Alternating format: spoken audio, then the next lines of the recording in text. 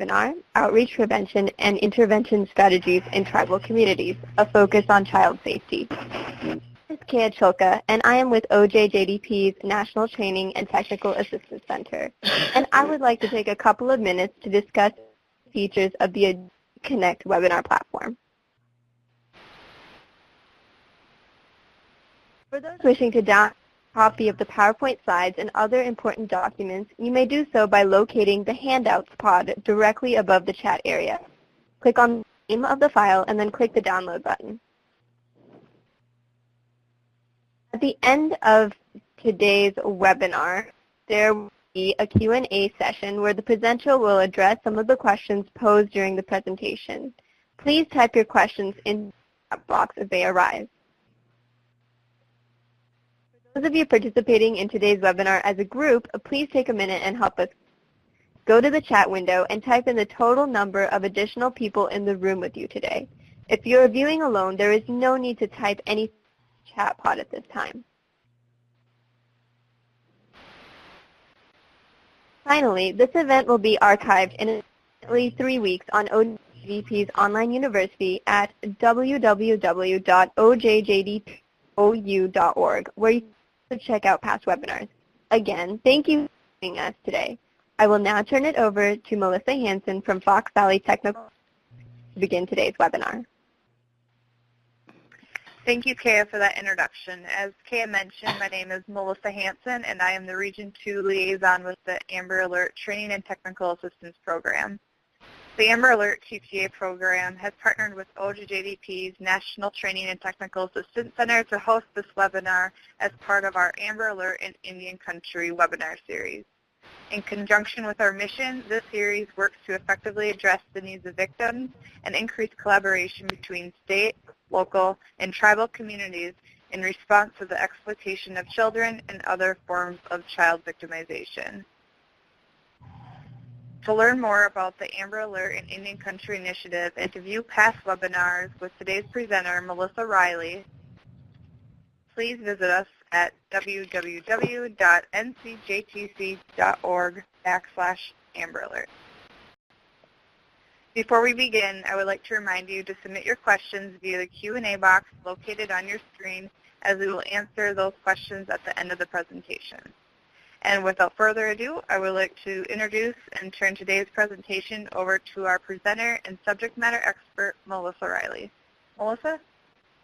Hi, good afternoon, everyone, and thank you, Melissa, for that introduction. My name is Melissa Riley, and I am calling in from Laguna Pueblo, about 50 miles west of Albuquerque. So glad everyone could join us today, and I know that there's been some technical audio difficulties, and I appreciate everyone's patience and hanging in with us. If you are still hearing the echo, call in again through the toll-free line, and hopefully you'll get a better sound. Without saying any further, just to give a little information about myself, especially for those of you that haven't been able to join us on the past few webinars.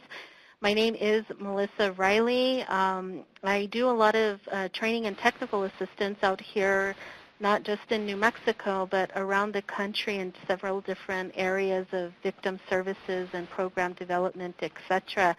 So a lot of what we'll be talking about today in regards to outreach, prevention, and intervention related to child safety issues is more of my own personal practice, what I've seen out in the field, also within Indian Country as we know it, as well as a lot of research and education that I provide with the groups that I work with. So any questions, if we could hold those to the end, I'll be happy to answer those. But what I'm hoping that you'll gain today from today's webinar is some different approaches that or considerations that should often be taken when doing any type of outreach, prevention, and intervention. Child safety is the utmost importance, I know, in every community that I've ever worked with, and I hope that that continues to grow. But there's a lot of thought that goes in the process of developing any type of these programs as it relates to understanding more so the the communities that we're working with, the needs of the community, as well as technology, looking at information, where we get it from, and how we use that to draw in people to take child safety under their own interests. So here are some learning objectives that I've identified that I hope that we're able to achieve today, which is to identify the different intervention, outreach, and prevention strategies, methods for enhancing child safety messages. Some main points that I'll be hitting on today are looking at some of the common messages that we currently have in our communities, or that we often see, not just within our communities, but within the state and national arenas as it relates to violence and everything that we try to do to prevent or decrease the amount of violence we see in our communities. I also want to talk a little bit about stimulus, meaning, and strategy. What are the things that really draw in people, and what type of messages are we trying to get across? And also really defining outreach, prevention, and intervention. I often see in working and doing the work that I do that sometimes the definitions or the terms have been used interchangeably, but they're actually different. And the final question or final point is, how does it all work? How do we get to the level of getting the buy-in and the positive feedback that we need from communities? So Melissa, I'm going to go ahead and turn over the first poll question to you. Do you currently, if I could get everyone's participation on this, so Melissa, go ahead and move forward. If you could, if someone could answer, do you currently conduct outreach, prevention, and or intervention activities in your community? So either yes or no.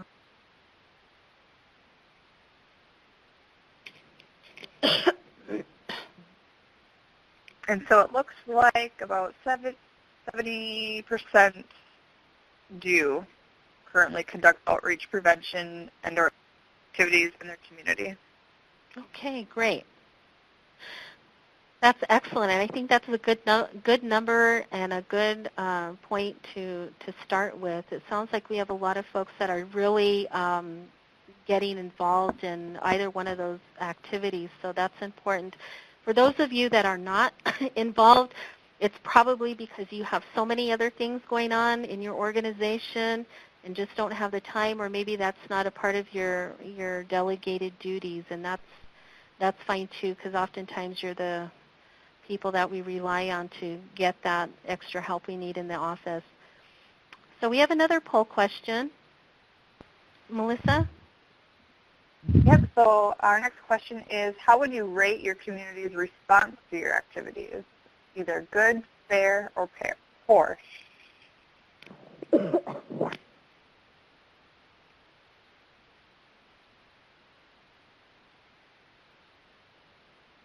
it looks like about 50% would rate their community's response around fair, 50% at fair.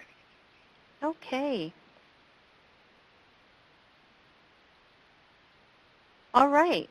Well, you know what, I think that's a really good, I think as long as you're able to identify whether you're doing good, fair, or poor, I think that as long as you're able to evaluate your message, that's always a good starting point for how maybe you can do things different or better the next go-around. So I always take that as, just a learning tool personally to try to get things going better in the next go-around, especially Child Abuse Awareness Month, Domestic Violence Awareness Month, Crime Victims Month, and those types of months that we tend to do a lot of community activities. So Melissa, can I go ahead and get the slide back up? All right, thank you. So one of the most important things, not just with any type of prevention, outreach, or intervention messages that we want to send out to the community, I think it's also important to see how we deliver our services on a day-to-day, because that really aligns with the type of intervention, outreach, and prevention strategies we use, whether it's on a daily basis or whether we're doing it in recognition of a specific month, like the months I just mentioned. But when we're constructing all of these messages that we really want the community to take notice of, or our clients, there's three important things in developing those messages, and it's identifying a stimulus, like what is it that we really need to get the community jazzed about. For example, our Highway Safety Department, Federal Highway Safety Department, has really taken issue with buckling up. It saves lives. Here in New Mexico, we have a really heavy message board throughout all of our highways about buckling children up because it's the law, DWI, those types of things. So we really need to figure out what type of stimulus that we're trying to use, or the message, and the meaning behind those things, and the strategy that we need to achieve the full effect of what we're trying to do from an outreach, intervention, and prevention strategy. So some examples that I have here are the stimulus, for example, with don't cross the street without looking, which is something we tell our kids. We've been told, I tell my grandkids. That's an important message to get. And the stimulus here is don't cross the street without looking. The meaning behind that is if you don't watch the street before crossing, most likely, or it could happen, is that you'd get hit by a car. The strategy is that we want whoever's receiving our message to look both ways before crossing the street. And I know it might sound like a little bit of a strange example or a silly example, or you're wondering where I'm coming from with this. But if you think about the everyday messages that we receive and what the messages that we're giving, the messages that we're trying to get across, we really need to figure out what stimulates the group and the meaning behind our message and the strategies that we need to share or give to everybody in order to feel the full effect or the meaning of the messages that we're trying to get across. So on our next slide, traditional messages, we've heard, child protection is definitely something I hold dear to my heart. Child abuse, the common message we hear is child abuse hurts everyone. And we see images such as the one here on the slide that says children cannot stop child abuse, adults can. So in here, I was trying to find things or examples for all of you where you might, the stimulus here is that child abuse hurts everyone. The meaning behind that is, we want to stop child abuse. But the strategy isn't clear. So in working in tribal communities, and for those of you that have been on the previous webinars with me since April, one of the issues that I'm very big on is that we really need to understand our tribal communities, because not every tribe is the same, not every Alaskan village is the same. Sometimes our history or historical background is so different that we need to really take these into consideration whenever we're developing messaging for communities. If we're not giving people a step-by-step or a message that's relevant to where we're at that given point in time within that community, oftentimes these just become taglines. And people say, well, yeah, I saw the child abuse poster, well, okay, I see that it's wrong. But oftentimes, whenever we talk about child abuse, or at least in the work that I do with tribal courts around the country, sometimes I will meet clients or community members who don't understand the definition or know the definition of what child abuse is within their community.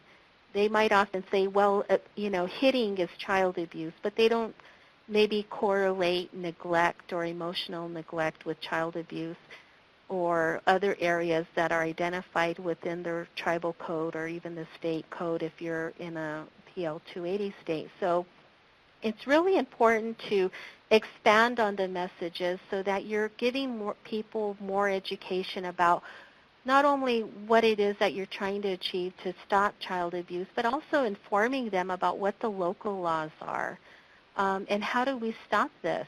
If someone is abusing a child because maybe they're overwhelmed, then the strategy to get to that previous message we just had would be to maybe ask for help. Go see your local social worker agency. Talk to a community member or a traditional leader or faith leader. So those are the strategies that I'm talking about, is that I think we need to be more thoughtful about how we're giving the message and the resources that we're talking about to really get going beyond this. Here, I just exactly what I've mentioned. The stimulus would be any physical or emotional harm to a child or neglect of a child is abuse, and it is against the law. The meaning, you could seriously hurt your child and go to jail. I mean, that's really the background or the meaning that we give with certain parents or certain audiences.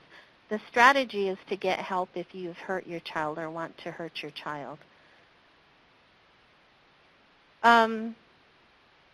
So in this one, I had an image here, but it was deleted, and I understand. But one of the things that doesn't resonate well when we look at feedback or the outcome of maybe sexual violence or rape or, any form of violence is that shock and awe.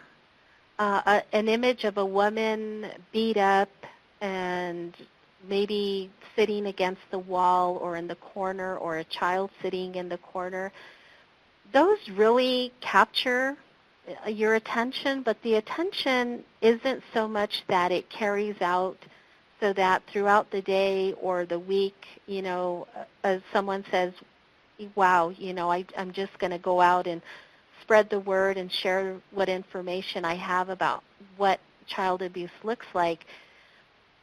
And the reason why I say that is that we oftentimes in a lot of prevention, outreach, and intervention strategies, some folks may feel that they need to use pictures and images like that. But if your audience is the overall community and you're giving that image to them, it's something that isn't truly resonating with them, so that you see actual decrease in numbers maybe across the state, your region, or the country. So sometimes I have to ask whether shock and awe images and messages are truly effective. Some of the feedback I've received from folks that I've worked with is that they don't resonate well with them because the pictures are too graphic, or it could be that the message, the written message, isn't strong enough and correlates with the image itself. So if you want to stop the violence, we need to find other avenues to send out the message without stereotyping what we often see on violent images, because we have to remember a lot of people are so desensitized to images of violence. They watch it in TV, they do gaming with it, Facebook has images, YouTube, that do shock and awe really work? So consider the appropriateness of your message and the audience you're trying to reach. Before we do the poll question, Melissa, I'm going to go back to the slide real quick. what I mean by that is that oftentimes if we're doing a message, one single message, I'm going to use this as an example. For Child Abuse Awareness Month, when I was working within a child abuse, or excuse me, a child protective agency, we would go and we would do presentations not just with the community and in adult forums, but we would also do our messaging within the schools. And sometimes the messaging that we used all the way around was the same, and not being aware of children's ability to register and comprehend what we were saying sometimes didn't have the effect that we would have liked it to have. We may have received more children saying, oh yeah, there's been times when my mom has yelled at me and I want to report or say that my mom's abusing me. And those were rare occasions, but it was not uncommon to hear those reports from the school after we had done a presentation, because at times the discussion of abuse and violence with them, the message wasn't at an age-appropriate level. So we need to be very thoughtful of the appropriateness of the message with the audience we're working with. With that being said, I'm going to go ahead and turn it over to Melissa for the next and final poll question. Yes, thank you. So the next poll question is, do you create your own outreach prevention or intervention material for community distribution? Yes or no?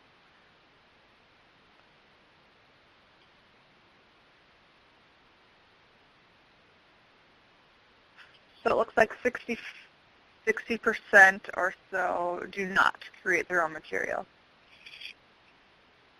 Okay. So that is going to take us into our next area of discussion. How many of you all, and I can see everyone's chat information going on as I'm going to look at this real quick, how many of you use Zimmies or other national organizations to develop your outreach, intervention, and prevention material? Anybody responding? No? See, you got Norma typing. Adeline, no, no, no. Well, good. Okay. So why I bring this to your attention is I've been, excuse me, I've noticed a lot, and maybe it's just within the organizations that I've done work with, but they reach out to organizations like Zimmies, who has a Native American specific marketing tool that they use for foster parents, for almost any public health issue you could think of, or child safety issue. And some of the critique that I have, or the criticalness that I have of such material, is that it doesn't, these types of educational materials are not specific to the communities that they're being distributed in. Some people may see an image of a Native family or a child from another area, somebody that they don't know, that they can't connect with, and then the message might be, you know, grandparenting is, you know, 100% love or something like that. Well, that's true. That's true. But I think that whenever it comes to educational materials, developing them for whatever we're doing within our community, they should be specific to the community and not so much taking a message that has already been established. And a couple of reasons why I say this is that a lot of our communities, we have our culture, we have our tradition. Those of us that come from communities where we have our language, those things are very important to us. But when we talk about messaging, I think it's important to also consider how we can adapt some of our own local teachings and language into our messaging so that when people are getting our educational material and we're trying to get that message out about something we're doing, people can make that connection. They can say, oh yeah, that is important. That is something specific to my community. And oftentimes whenever we're buying bulk 5,000 Zimmy cards or cards from other organizations that we order material from, well, those might be helpful for a very diverse audience or an audience that primarily is maybe working in an urban setting, but I think that we need to take a little bit of time to think about what we could do locally so that all of our messaging relates to the area that we're working in. This next slide, and for those of you that have been able to look at my my profile or my background, you'll see that my area of education, my PhD is in education and working with higher education institutions. But I use this, it's called Haro's cycle of socialization, because it's something that I think is very applicable to the communities that we work with in Indian country. Is first being able to understand that, every single person is socialized in a very specific way, that we've received messages from institutional and cultural organizations, institutions such as church, schools, television, etc., and that we learn a certain behavior. We learn how to be who we are based on all of these experiences, whether good or bad. So I use this as a platform or a foundation to try to help people even if I'm doing counseling or social work, to help people understand that, we have to be very eclectic in the work that we do with our tribal community. So one size fits all isn't always gonna work. Messaging, best practices, those types of things. Those things need to be developed at a very community-specific level. So how do we prepare to do any type of intervention, outreach, and prevention? Well, a few basic questions. How do we know we have a problem that needs to be addressed? Who is responsible for responding to the problem? And what is the best approach to address the problem? We know that we do have incidents all over the country regarding child abuse. There's different forms that we may have a higher number of issues or rates going with than we do another area of child abuse. And I'm going to use this example. I'm sure a lot of you who have been in the field for quite some time remember when we were pretty high up on the trend of cyber stalking and cyberbullying. That was, well within 10 years that we really got high in the federal level about talking about such issues. And going out and doing the work with specific tribal communities, a lot of folks were saying, yeah, so what are we going to do about this problem? But when you got right down to it and you looked at the most rural tribal communities, even out in our Alaskan villages, well, some people, it might have been like 1 out of every 5 or 10 households that maybe had access to technology. It might have been that, 1 out of every 3 households actually had a cell phone that, maybe the flip phones that we were starting out with back then. So whenever we were saying we had a huge cyberbullying problem or cyber stalking, and we were trying to take that message and apply it to our tribal communities, we really didn't have those numbers as high as we did with a lot of our tribal communities because of technology. We didn't have it as high as we do right now or access to it. So we have to be really careful about the messages we try to take on and try to apply to the community. And this really involves us as providers to get really involved and look at our casework, look at our monthly intake forms. How much of a problem are we seeing with neglect, emotional abuse, physical abuse, medical neglect? And I think those should always be the starting point for any messaging that we're trying to do when it becomes a huge problem. And that's by validating through our own casework and our numbers and our CPT meetings about what issues are before we go really high full force on, trying to say that child abuse overall is an issue whenever it might be, well, we've got a casino, so we've had 20 calls of neglect or child abandonment, within the area, as opposed to maybe 3 calls of physical abuse. So that's what I wanted to use as the example. The other part of the preparation is what does the data tell us about the problem, which I just mentioned, and who will be our target audience.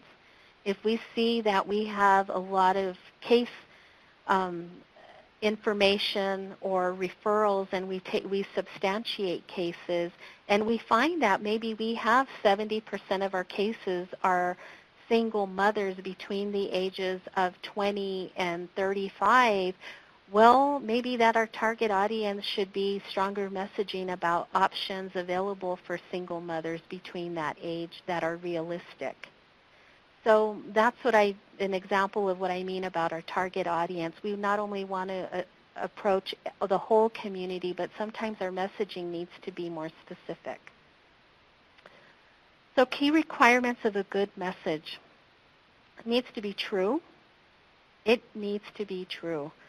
If we say we have a problem with cyber stalking or teen dating violence, we need to have the data, the actual data to prove it.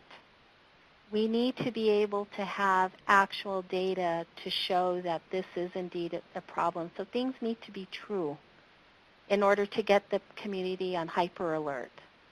It needs to be approximate or accurate. It needs to be reliable. It needs to be respectful, and it needs to be relevant. It needs to be community relevant. So some of the questions or that I ask of communities that I've worked with is when they say we have a lot of child abuse in our community, is that really true or false? If we have a tribal community whose population might be 1,000, and we're a social services agency and law enforcement office where maybe we have 10 law enforcement and 4 people in our social services agency, and between the 2 of us and the schools and other agencies we work with, we have possibly 12 referrals coming in every 2 weeks, and we substantiate maybe 3 of them. Can we actually say we have a lot of child abuse in our community? So that goes back into really looking at our data, looking at those substantiated cases versus case referrals. If you've ever really noticed or taken the time, we have oftentimes a higher number of child abuse cases reported between April and June, and then through the summer months, and then they decrease in August or September when school starts. So we get people really hyped up. They hear our message about child abuse, and now everybody who's really listened to our message is really on alert about child abuse issues, as well as our providers. So we oftentimes see a slightly higher increase in our numbers, and then maybe through summer school we might have some increase in numbers, or sometimes we have a decrease, and that's because kids aren't being involved in activities with mandated reporters. So, there's lots of things that really correlate with the numbers that you see, especially during the holidays and so forth. So approximate or accurate, I just talked about that a little bit. We have 25 children in foster care. If we say that we've experienced a 10% increase in child abuse reports compared to last year, then those are things that are worth sharing, I think, in your message to the community as it relates to a specific topic. Reliable sources. Tribal council for certain communities that I've worked with will say, wow, we have this huge issue of child abuse. You know, these people are hitting their kids. That's not our way, and that's that type of thing. And then you ask them more pointedly about where they got the information. Well, that's what I heard from so-and-so, from so-and-so. But, you know, I know our leadership wants to take full advantage at trying to help us as service providers, but sometimes we really need the numbers coming from the sources who actually deal with these cases. Needs to be respectful. Working with children and families to increase awareness of child abuse should not be doing the shock and awe. Some people are already desensitized, so I think respectful of the community and using appropriate messaging is important. Relevant. Child neglect is one of the common forms of child abuse in our community. If that was something that you could glean from your child abuse intake forms and your monthly reports or your GIPRA reports if you're BIA or you're funded through CJA or something, then those are numbers you actually get from your reporting. So those are numbers that maybe are helpful. It would be beneficial to share with the community, not the people involved or where things happen, but the actual numbers. Also needs to be relevant. Please buckle up your children before you start the car. I mean, the relevancy of our messages needs to be really defined. It really needs to be defined. It shouldn't be jumbled in with other things or giving people a mixed message. It needs to be relevant to what we're trying to do and the work that we're doing. If we're a social services agency and we're saying domestic violence is wrong or we're saying drunk driving is wrong, well, some of that, yeah, does relate to us, but we need to work collaboratively with the agencies that maybe are charged with focusing on those specific issues and to see how we could tailor the message down to really fit the area of work that we're responsible for. Outreach, what is it? A couple of definitions here. Effort to bring services to information or information to people where they live or spend time. Outreach isn't defined as intervention or prevention. What is it? Prevention is the planning for and taking action needed to stall an undesirable event. So that's what prevention is. It's taking a possible trend that you might be seeing in your line of work and doing whatever you can to prevent it from getting to a level where you're going to need some really high intervention of any kind. Intervention, it's an activity designed to motivate people in change or motivate change in people. And I get some people that disagree with me on these, and that's fine. I appreciate the disagreements and thoughts about how these are defined or explained to people, but they are important in determining what level of product or messaging we develop. If we're developing a tool that's meant to intervene, to get people to think differently about taking prescription drugs when they're pregnant, then that message needs to be an intervention message with resources to follow. You know, see your provider, see your obstetrician or, you know, a healthcare provider. An outreach is going to be something that's definitely going to be probably more of a softer message. So how does this work? Some key considerations, as I mentioned earlier, is looking at individuals of age, gender, diversity, and socioeconomic status. If you're possibly working, if you're someone, for example, who's living out at Navajo Nation, and you have a high number of elders that speak only the Navajo language, we don't want to be disrespectful and give our elders images and pictures that are inappropriate.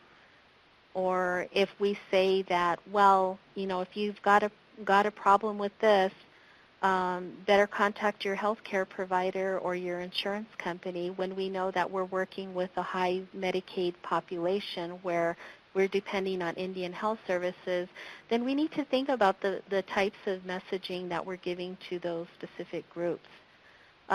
We need to think about the organizations, types of service, consumers of the organizations, as well as the employees. Like I said, if we already have issues in some areas of territorialism. Well, social services is doing this, and that's not their job, it's our job, that type of thing. We need to be thoughtful about staying within our arena. Also, community, looking at housing geographic. If we're talking about gangs and we're trying to do a lot of outreach or intervention, let's think about things that are messages that are related and relevant to that community, like, you know, signage that's going to be appropriate for that community, or that's not going to be so much condemning or hostile. Also, individual other strategies to think about, you know, and I think this is probably a most appropriate strategy with children and our adolescent teenage group, is individual contact with them on either prevention, intervention, and outreach through giving them one-on-one information, also offering them opportunities to maybe have group discussions or forums. Those strategies work best in those different messaging arenas because that gives them the opportunity to hear it one-on-one as opposed to just giving everybody at the schools a flyer. Organizations, policies, promotion, positive messages, and availability. Looking at what our organizations are, not only what we want to do, but making sure that it's aligned with our programs and our policies is always important. Community strategies, I think most best get more positive results when they're used in media campaigns, attending gatherings, newspapers, local newspapers, bulletins, Facebook, and those types of things. But these are, like I said, things that I see that have worked for me in the work that I do. And then also the final one, interpersonal strategies. For those of you that maybe do work with students for or prom, you know, sometimes we ask kids to sign a contract that they will not drink during prom, that it will be an alcohol-free. You know, asking people at a certain age, like with our students, to make commitments or sign contracts to those effect really give a more personal appeal and touch to any type of prevention, outreach, or intervention that we're trying to do within the community. I think avoiding abstract messages such as the one that you see on your slides here is important, and I say this because these are like the shock and awe I was talking about earlier, but also the relevancy. And for those of us that work with children and families, child abuse doesn't always look like this. sexual abuse, we might have a child that looks like any other child in a classroom setting, but we can't. But the behaviors are obviously going to be different. But sometimes you can't see that in children. So it's important to avoid abstract messaging. Using messaging from other communities or other organizations that doesn't quite fit the bill for what our communities need. They need something they can relate to. This isn't always what an abusive parent looks like. For some parents, you would never know. So I think that using that shock and awe and saying that this is what a abusive mother looks like, well, it could be, but we really need to look at the messages or the visuals especially that we use to get our points across. Once again, using casework for messaging, very important. Assess casework from the last 1 to 2 years. What were the issues or causes that led your clients to you? If there was a downturn in your community and maybe an employer laid off people and we had a high number of substance abuse and child neglect, well, those are things to really take notice of. So what can we do as service providers to help? Maybe working with the local community college, the departments of education, tribal leadership to see what we can do to help forge a way for employment opportunities. And then also looking at what are the demographics of your casework. Do we have a high number, like I said, of young mothers, or do we have a lot of grandparents raising grandchildren? What are the resources missing from each of the cases? If you do your intake with families and you find that they don't have transportation, then what can we do to help with our messaging? What can we do? Maybe spotlight transportation as a desperate resource needed for our community, or maybe working with our CHRs to help us with transporting clients.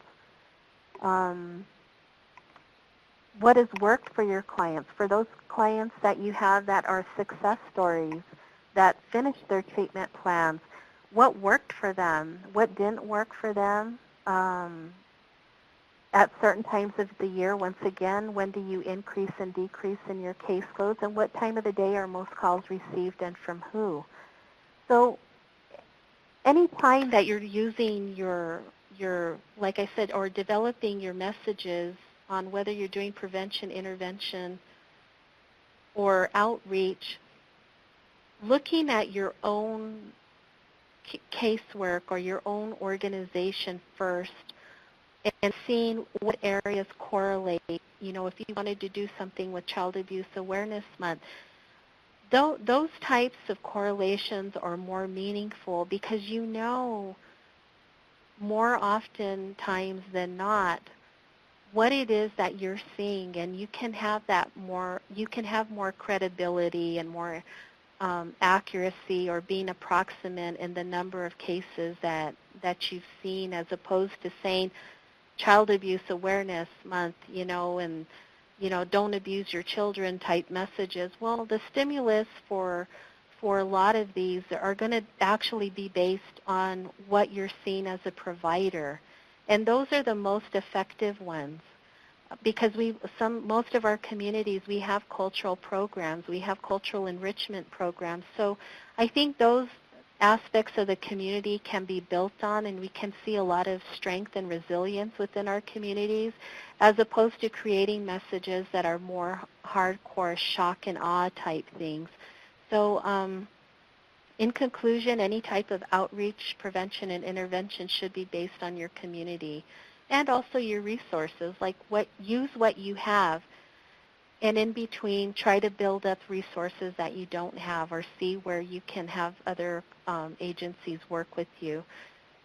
And attempting to adapt to other messages from other communities or non-native communities really doesn't create that strong connection that you need about what your community's actual needs are. So thank you for joining me, and I'm so happy to finish up our third series of webinars. And with that being said, I'm going to go ahead and turn it over to Melissa. Thanks, Melissa. So we did have a few questions, and I was hoping you would be able to address those with our last few minutes. And so I know we talked about this in a previous webinar, but could you let listeners know where they might find the most recent statistics regarding child abuse in tribal communities, or maybe some of the issues with, underreporting? If you could just briefly discuss the statistical information regarding child abuse, that would be great. Well, we don't have specific statistics per tribal community. We do have a lot of Department of Justice, FBI reports, some BIA reports, but usually those are 1 to 2 years behind. So for a specific community, I think it's that community would have to divulge those numbers. But here, as I mentioned in our very first webinar, from a national level, we have over 3 million cases reported every year of child abuse, and we have over 6 million children that are deemed victims of child abuse. So if you take into consideration, okay, we've got 3 million substantiated cases, it's really hard within the tribal community or within Indian country to really say for sure the cases the number of referrals that we do get versus how many are actually adjudicated. So that those statistics are often hard to get, but I think if you're in a PL 280 state, you're probably going to get a good, healthy number for yourself, because the state or county offices are the ones that are charged with responding to child abuse and neglect cases. The other question, what are some good ways to engage a group of high school children and ensure their participation in a longitudinal program that aims to empower disconnected youth? That question, it's a good question, and I really do think that the sooner that you begin to engage a group and keep them going with set or specific times that you're going to be there, or that an activity will be offered, or the more consistent contact you have, the more often, the higher the outcome, or the better the outcome of any type of youth program. It's not enough to just go and present them with some ideas and get their feedback on something.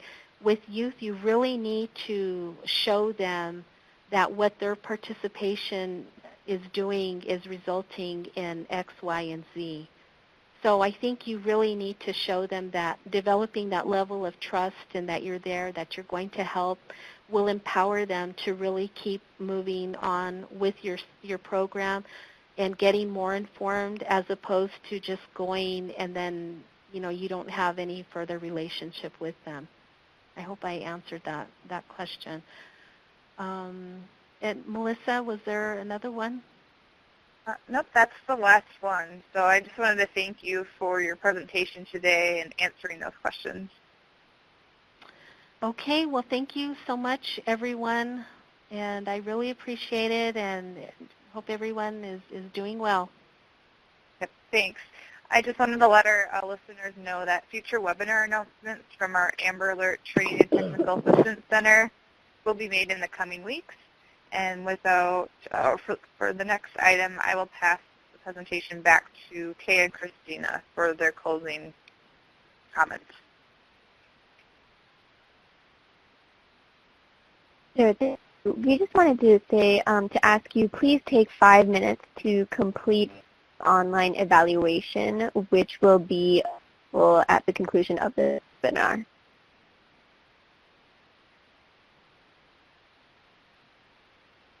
We also wanted to say that the webinar will be archived on OJJDP's online university in approximately 3 weeks. And for more information, please contact OJJDP, NTTAC, or Fox Valley. Here is the feedback survey link. Thank you again for joining us today. We look forward to hearing from you.